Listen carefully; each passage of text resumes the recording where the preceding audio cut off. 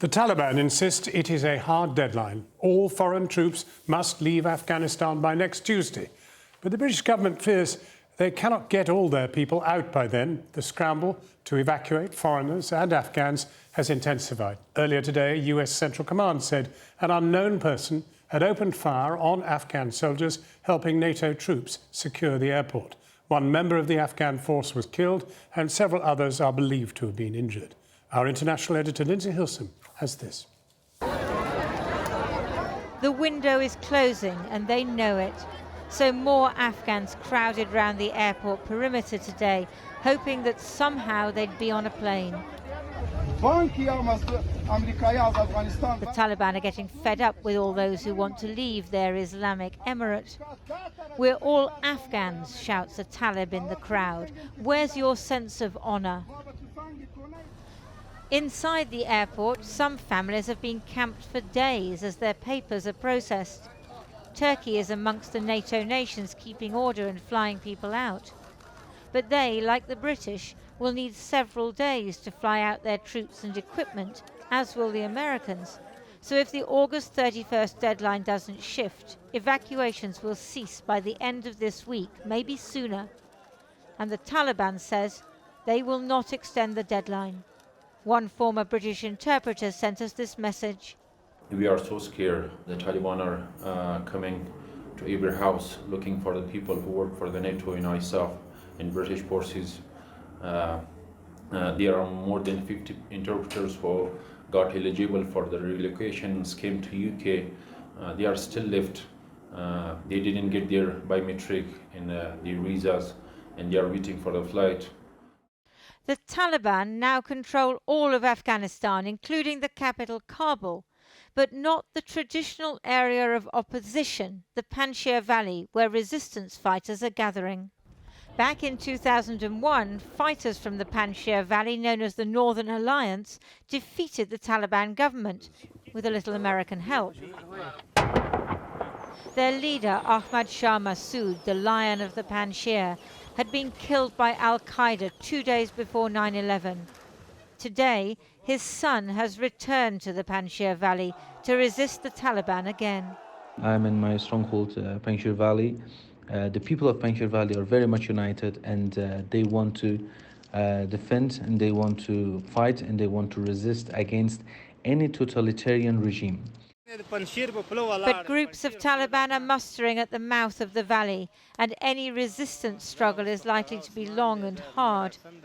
The Taliban claim to have already taken back 3 districts near Baghlan, which were seized by opposition fighters. Back in Kabul, the pace of evacuation has increased in the last 24 hours. But most Afghans face impossible odds just to get past Taliban checkpoints into the airport. Those taking off for a new life may breathe a sigh of relief, but it's tempered by guilt and sorrow, because they leave behind millions of Afghans consumed by fear and the knowledge that for them there is no way out. The evacuation deadline is felt keenly by those racing to get friends and family out of Kabul. Director Sahra Karimi was the first woman to chair the Afghan film organization. She was in Kabul when the Taliban entered the city. Now in Kiev, Ukraine, I spoke to her about her escape. But I began by asking, having managed to flee, how she feels now about what is unfolding in her country. These days are very, very, unfortunately, very sad days.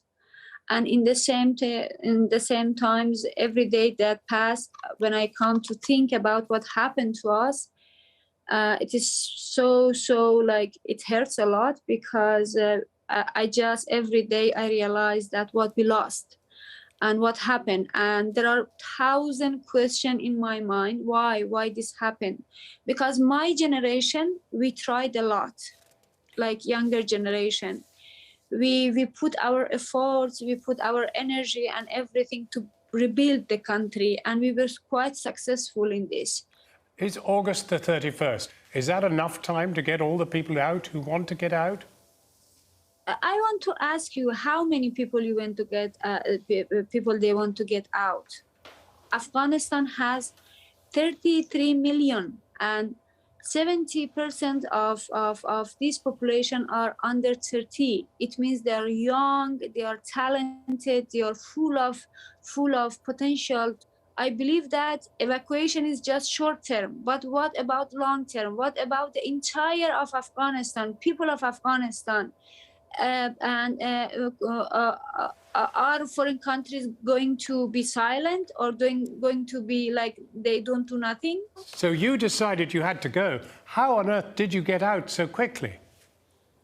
So I was in bank, and after 2-3 hours waiting, the manager of gunshot started, and the manager told me you should escape because they entered the city and you are quite famous. Maybe they recognize you and they kill you. So I was running, and then I just everybody calling me, just escape, you should go out of Kabul. And at that moment that we get to airport, still people were confused. They didn't know what is going on. So during the night, about 3 o'clock, we hide somewhere.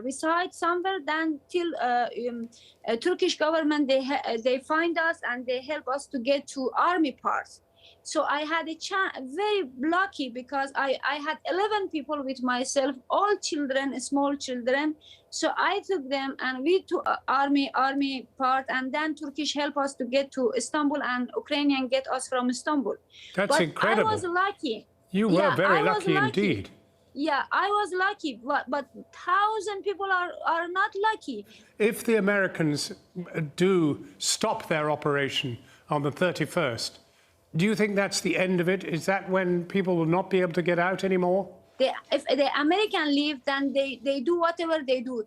Till now, they keep silent. It is silent before the storm, because Taliban they need the international recognition. Today, I also participated in summit in Kiev.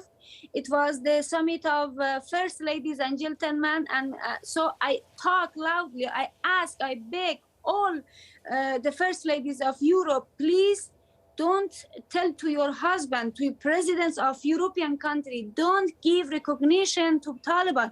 Because if you give recognition to Taliban, then they will destroy our country. Sarah Karimi, yours is an incredible story, but thank you very, very much indeed for talking to us, and let us hope people are hearing the messages you're giving.